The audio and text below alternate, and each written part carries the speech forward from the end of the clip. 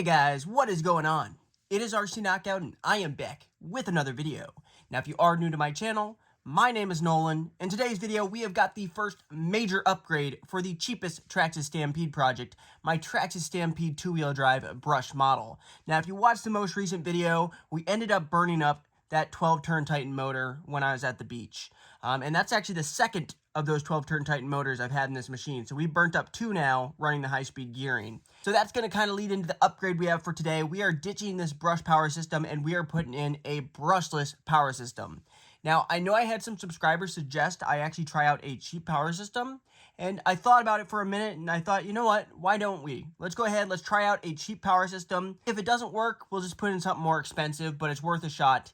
So I didn't go with, like, the cheapest of the cheapest power systems. Like, I could have gotten something for, like, 40, 50 bucks. I went a little bit higher than that, but this is still a very budget-friendly power system. And it might be a brand some of you guys are not familiar with. This is what I went with right here.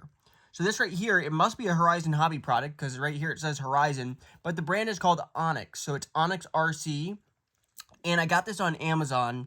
It actually had 97 global reviews, and it was rated like 4.5 out of 5 stars. And the other thing that kind of lured me to this one is it was one of the few options out there that did not have Dean's connectors, because majority of the ESCs came with Dean's connectors, which I don't really like Dean's connectors. This one actually has an Ec3 connector. So that's another contributing factor why I chose this power system. So it's a 110 scale 4-pole, 4000 kV brushless motor combined with a 70 amp ESC that's 2S as well as 3S capable. And like I said, this ESC's got an Ec3 connector. This only came in around 80 bucks. I'm going to actually go ahead, leave this link down below. Now, the link I'm leaving below is an affiliate link. So if you guys do purchase through that link, I do receive a very small commission. But if you do want to support the channel, that is a great way to show your support of the channel, buying through those links. So 80 bucks is pretty relatively priced. We'll see if it holds up, though, in the long term. But I'll have to get this cut open. The other upgrade I'm going to do in this video is we are going to be replacing the servo saver, because I broke this a couple of videos ago and I kind of just got it glued back together. But we're actually going to put a better servo saver in. This right here is the Hot Racing medium duty aluminum servo saver in blue. I know they have a black heavy duty one, but in the end I decided to go with the blue one. So hopefully this works all right. I'll also leave this link down below. But I'll do this at the end of the video. The main focal point of this video is going to be the new power system. So let me go ahead, get it cut open. I'm going to resituate the camera, and we're going to jump right in this install. So this is the first experience I've ever had with Onyx. I've never tried out one of their products before, but like I said, it must be a Horizon hobby product since it says Horizon right there. So that's reassuring. And this is what it comes with in the box. So it's pretty nice. Blue can motor right here. Let's pull the motor out. Like I said, this is a 4000 kV brushless motor. 4000 kV, that seems like a decent amount of kV for an RC of this size. So set that aside right there. And here is the ESC. See, it's nice and tidy the way they have it packaged. And I think that's everything. And see, the reason I got this one, it has an Ec3 connector. Now, I've never actually had experience with Ec3, but I figure it's worth a try to try this out over a Dean's connector, because Dean's connectors, they tend to melt.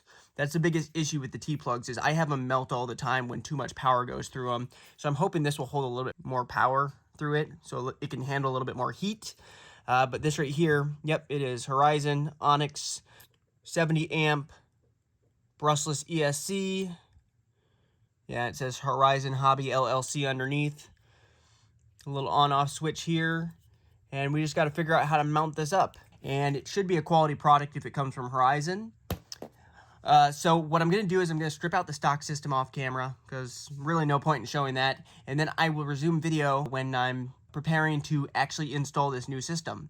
So I'll be back with you guys in just a few seconds. And boom, guys, the stock system is out just like that. Didn't take very long at all. Here's that 12-turn Titan motor that is completely burnt up. Still spins, but the motor is cooked.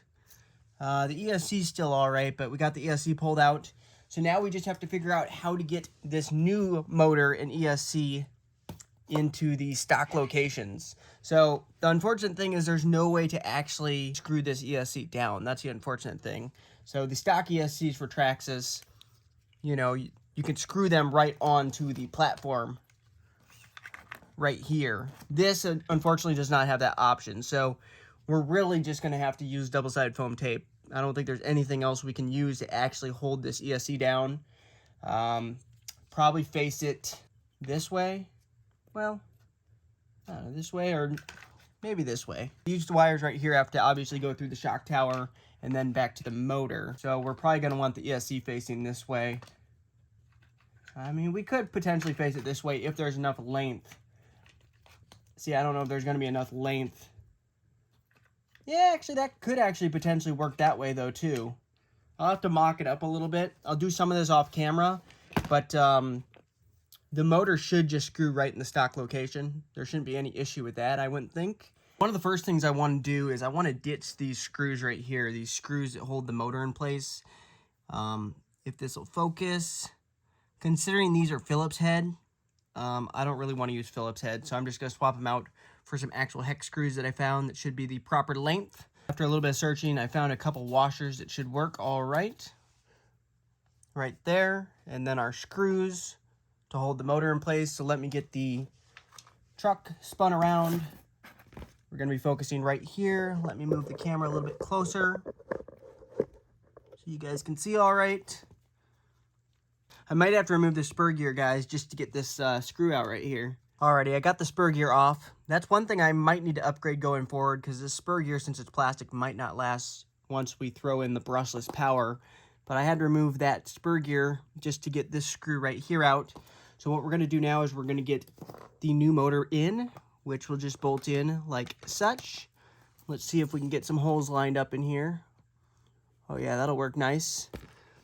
I'm going to get a dab of thread lock on the threads of these screws. All right. Dab a thread lock on these threads so this does not work its way out. I think that might be lined up with a hole right there. Pretty close. Is that going in? I think that is threading in. Then we'll get the bottom one, do the same thing with a washer. Dab a thread lock on the threads. And thread the bottom one into place. All right, and that's lined up. And as simple as that for the motor. We'll get the gear mesh set in a little bit. I'm going to throw the spur gear back on. I'll do that off camera. With you guys in a second, we got to put the pinion gear on. And I'll set the gear mesh real quick. All right, so I got the pinion gear off the stock motor. This is the high-speed gearing, which is a, I don't know if that's going to focus, but that is a 21-tooth pinion gear. We're just going to get that put on right now and then get our gear mesh set. That's a 1.5 mil, I believe.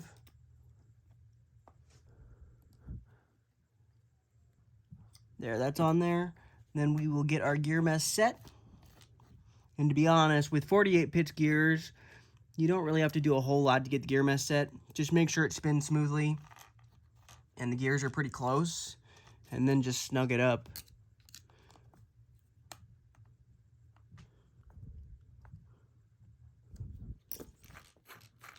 And that should be perfect, just like that.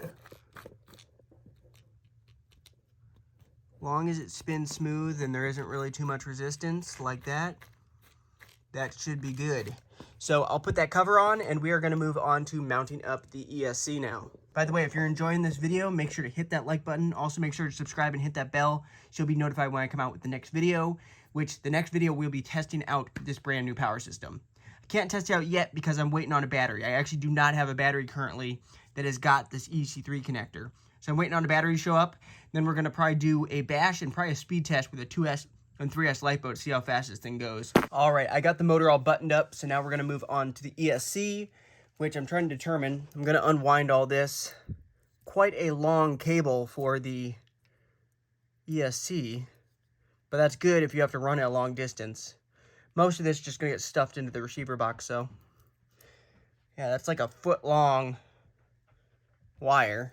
Let's see, can we put it this way? Because if I can put it this way, then I can potentially run the wires kind of through here through the in between the wires like that, and then back through here and connect with the motor. So that's what I'm thinking. So I think that'll probably look the cleanest and work out the best if I just drape the wires up over the ESC like that. And then we'll run this into the receiver box, and this on-off switch will probably sit somewhere like, I might even run it, well, I don't want it to get caught on anything. I'll probably mount the on-off switch right about there. See if you guys can even see. I'll move the camera a little bit closer.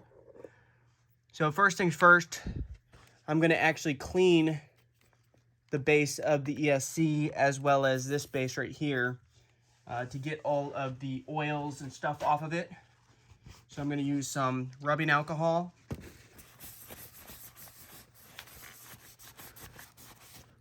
Bottom of that. And then what we're going to do, we're going to let that dry, and then I'm going to lay down some double-sided foam tape, and we're going to stick it in place. All right, I let that dry for a little bit. Now we're going to go ahead, put the adhesive double-sided foam tape on.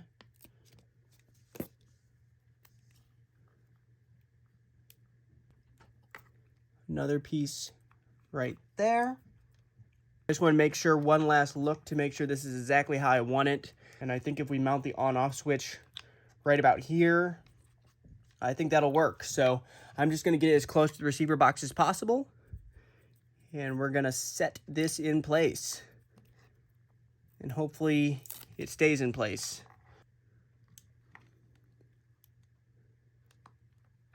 There. There. That ain't going nowhere. That's famous last words, right? Right, that is on there. I'm going to go ahead, cut a small piece for the on-off switch, which I think I might mount it like that, sideways. I might mount it like that. I don't know. Might even mount it like that. I just don't want the cord to be in the way. I'll do that off camera real quick, and I'll be right back with you guys. That looks pretty tidy, does it not?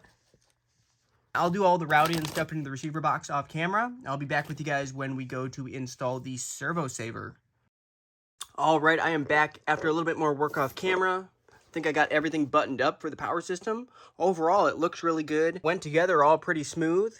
Hopefully that double-sided foam tape holds. Got everything routed back into the receiver box. Now what we're going to do is we're going to flip this thing over, and really quick we're going to work on the new servo saver. Because this, I kind of did like a little fix with Gorilla Tape, or sorry, not Gorilla Tape, Gorilla Glue, and one of the spring retainers for the shocks. It held up kind of, but now it's not really holding up. So we're going to undo this and get this put on real quick. All right, this shouldn't take very long. First things first, we're just going to undo the Phillips head screw that's holding the stock servo saver in place. All right, got that out. We're going to undo these steering links as well right now. Gosh, I do not like Phillips head. Oh wait, is that held on with a nut on the backside? Yeah, these are held on with nuts on the backside, guys. I was like, why is it spinning? I'll just do that off camera, and then I'll resume video when we actually go to put this on. Alrighty, I got the stock one off, and it was in these furthest holes right here and here. So it's kind of hard to tell if that's going to link up. I suppose it'd be the furthest holes on this one too. Doesn't quite line up with these holes on the new one. We'll probably just put her at the furthest ones. Let's get this ripped out of the packaging. This will hopefully be way better than what we were using. See if this fits directly on the splines or if we're going to have to do something. Okay, that does not. It comes with like 3 different ones of these. But I think I need to get the stock one off. I'm sure they're all for different spline types. So let's see which one will go on to this. I don't think it's that one. It's that one. All right. So we got that one right there pushed on. And then this will just go right on top of it. Probably should have made sure that this is lined up, this is centered up, but I don't have the ESC on. And actually I don't have a battery, so I can't really center up that, can't really center up the servo right now. Well, I'll just have to center it later if this isn't centered up. But we'll just go ahead and get this put on top of it. Yeah, it takes a little bit of wiggling to get that on. I don't know, do we have to use, are these threaded or not? These aren't threaded. You know what, in hindsight, I need to take this back off, because it's going to be easier to hook this up now, because I need to use, so I don't really like this design where you have to use nuts on the back side. I mean, I kind of understand, but it's annoying. I'll use a needle nose to hold that nut in place. We'll go ahead and get this tightened up. I'll just put them at the farthest ones. That should work. It might tow my wheels inward actually a little bit. We'll see. That one's on. And then we got to get this fed in here like that. And we'll go ahead and try to get the other one on. That's the tricky part, getting these on.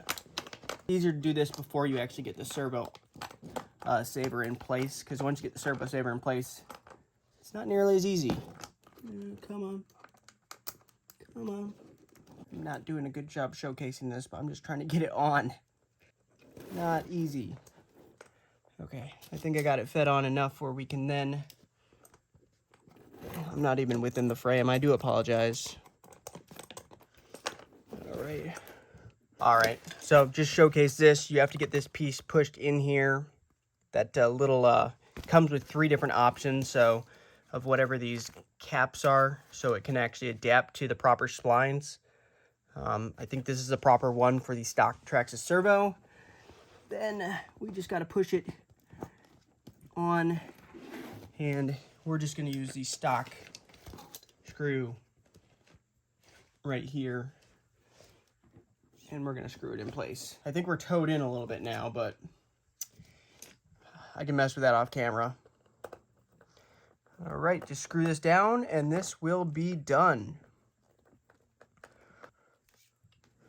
All right, and boom, guys, it is done. That looks good. We'll see if it's centered up. Like I said, it's towed in now. I don't really like that, but it is what it is. But we got the power system in. I look forward to testing this out. But if you guys did enjoy this video, make sure to hit that like button, make sure to subscribe, hit that bell, and stay tuned for the next video, because once I get a hold of those batteries, we're going to go and test this thing. We're definitely going to do a speed test, and we're going to start bashing this thing and see how it is with this brand new system. So once again, thanks for watching. See you later.